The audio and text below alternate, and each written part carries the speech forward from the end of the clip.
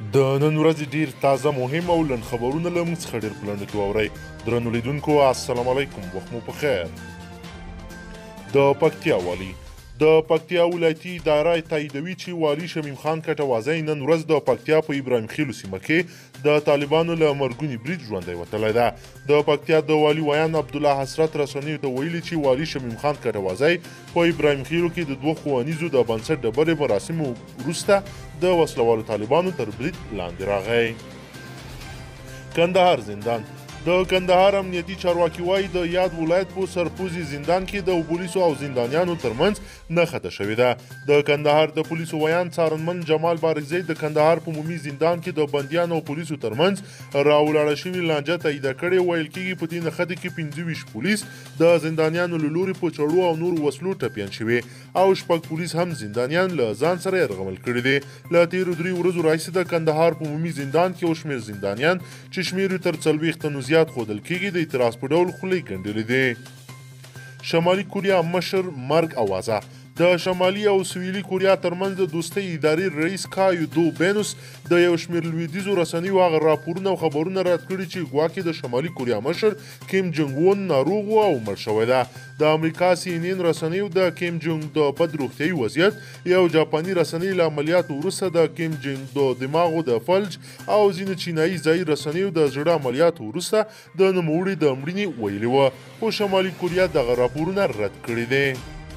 کابل امنیه قومندانۍ کابل امنیه قومندان مل پاسوال امان الله واحدي کابل پولیسو ته امر کړی چې وسلوال غله، انسان تښتونکي او نور مجرمین چې د پولیسو له لارښوونې سرغړونه وکړي په ډزو وولي.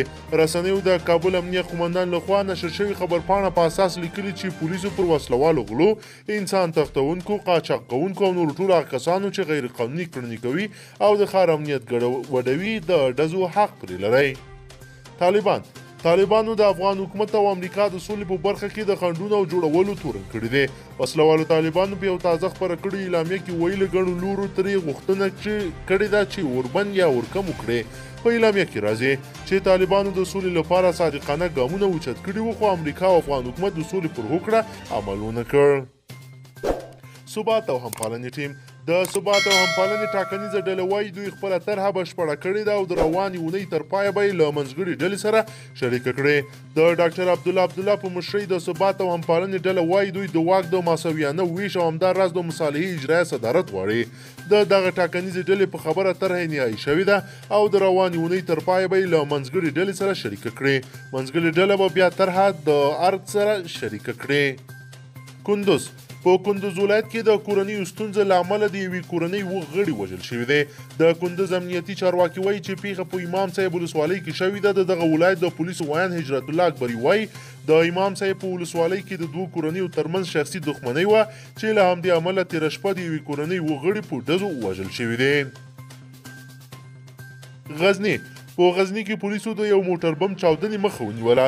په غزني کې پولیسو د هغه موټر بم چاودنې مخه نیولې چې د چاودنې په موخه چمتو شوی و. موخې ته تر رسیدو مخکې د پولیسو لخوا له منځه یوړل شو.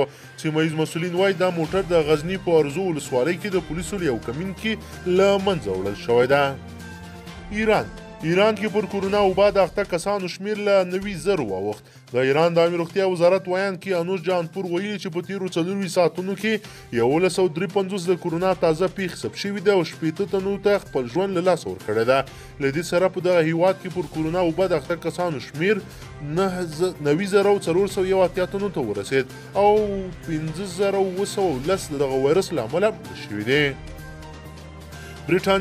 د بریټانیا لومړی وزیر بوریس جانسون له کورونا وایرس رغېدلی ده او بیرته به خپلې دندې ته راستنیږي. بریټانیا رسنۍ وایي چې د هغه روغتیایي وضعیت دمګړی د ډاډ وړ دی او ټاکل شوي چې سبا دوشنبې خپل دفتر ته لاړ شي. بوریس جانسون پر کورونا وایرس اخته شویو ته نږدې 1 اونۍ مخکې له روغتونه رخصت شول. درنو لیدونکو که چیرې غواړئ چې ورته تازه او مهمو پیښو څخه ځان ډېر ژر او په لنډو کې خبر کړئ، زموږ چینل سره سبسکرایب کړئ او ویډیو سره حتما لایک کړئ. تر بلې ویډیو مو په لوی رب سپارمه.